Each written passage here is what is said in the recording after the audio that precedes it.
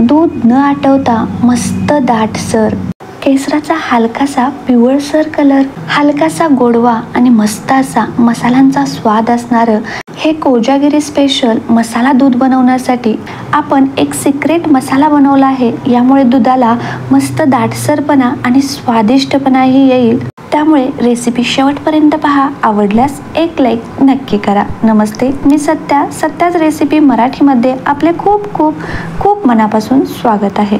तर हे मसाला दूध बनवण्यासाठी मी येथे म्हैशीचे फुल फॅट 1 लिटर दूध घेतलं आहे. आता हे दूध गॅसच्या एका शेगडीवरती गरम होण्यासाठी ठेवून दिलं आणि दुसऱ्या बाजूला आपण मसाला बनवायला घेऊ.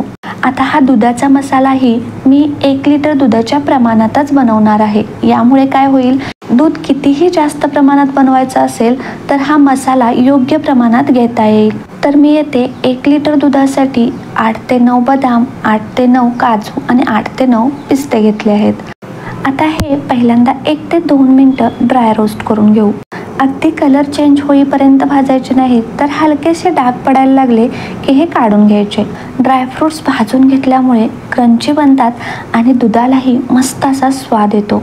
आता हे ड्रायफ्रूट्स पूर्णपणे थंड झाल्यानंतर मिक्सरच्या छोट्या भांड्यामध्ये ॲड करायचे आणि या मसाल्याला म्हणजेच दुधाला सर्वात जास्त टेस्ट येते ती वेलचीमुळे. त्यामुळे मी 6 वेलची सोलून यामध्ये ॲड केल्या. तसेच कलरसाठी चिमूटभर केसर ॲड केलं. केशर पूर्णपणे ऑप्शनल आहे, नाही वापरलं तरीही चालू शकतं. त्यानंतर 1-2 चिमूट होईल इतकं जायफळ खिसणीवरती खिसून ॲड केलं. तसेच 2 चिमूट हळदी ॲड केली. दुधामध्ये हळद घातल्यानंतर दूध खूप जास्त आयुर्वेदिक बनतं, म्हणून मी हळद घातली आहे. हळद नाही वापरली तरीही चालू शकतं. आता हा मसाला बारीक करत असताना मिक्सरचा बटन फक्त 2 ते 3 वेळेस बंद चालू अशा प्रकारे फिरवून घ्यायचा. यामुळे थोडे ड्रायफ्रूट्स अगदी भरडसर वाटले जातील आणि थोड्याची पावडर बनेल.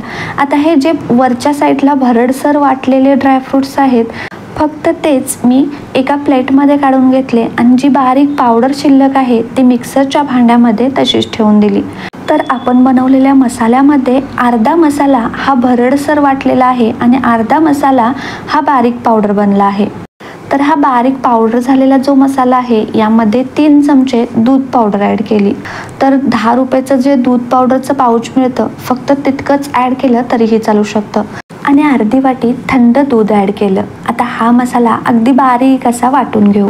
आता या मसाल्यामध्ये ड्रायफ्रूट्सची आणि दूध पावडर आणि दूध ॲड केल्यामुळे याची बारीक अशी पेस्ट बनते आणि यामुळे दुधाला मस्त असा दाटसरपणाही येतो आणि स्वादिष्टपणाही वाढतो.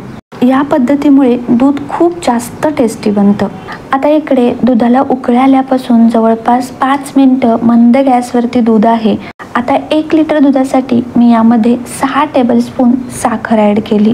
6 टेबलस्पून साखर अगदी बरोबर आहे. जास्त गोड आवडत असेल तर एखादा चमचा तुम्ही वाढवू शकता. त्यानंतर कलरसाठी 1 चिमूटभर केसरही ॲड केलं आणि 2 चमचे चारोळे ॲड केले. चारोळ्यामुळे दूध खूप जास्त स्वादिष्ट बनतं. दूध पिताना दाताखाली हे चारोळे येतात आणि दूध स्वादिष्ट टेस्टी लागतं. ही चारोळी पूर्णपणे ऑप्शनल आहे, नाही वापरली तरीही चालू शकतं. त्यानंतर दुधाचा पावडर मसाला, दूध पावडर आणि दूध यांची जी आपण बारीक पेस्ट बनवली होती तीही या दुधामध्ये ॲड करू. आता ही पेस्ट ॲड केल्यानंतर दूध तळापासून चमच्याने चांगला हलवून घ्यायचं आणि त्यानंतर यामध्ये आपण जो भरडसर वाटून घेतलेला मसाला आहे तो मसालाही ॲड करू.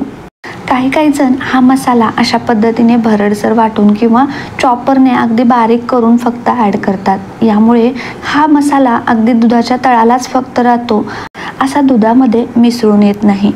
त्यामुळे आपण बनवलेला सिक्रेट मसाला आणि या मसाल्याची पेस्ट या दोन्हीमुळे दूध अगदी मिळून येतं. मसाला दुधाच्या तळाशी राहत नाही, दूध मस्त असं मिळून येतं, मस्त दाटसर बनतं. तर हे मसाला दूध खूप जास्त असं दाटसर नसतं, पण हलकासा दाटसरपणा असतो.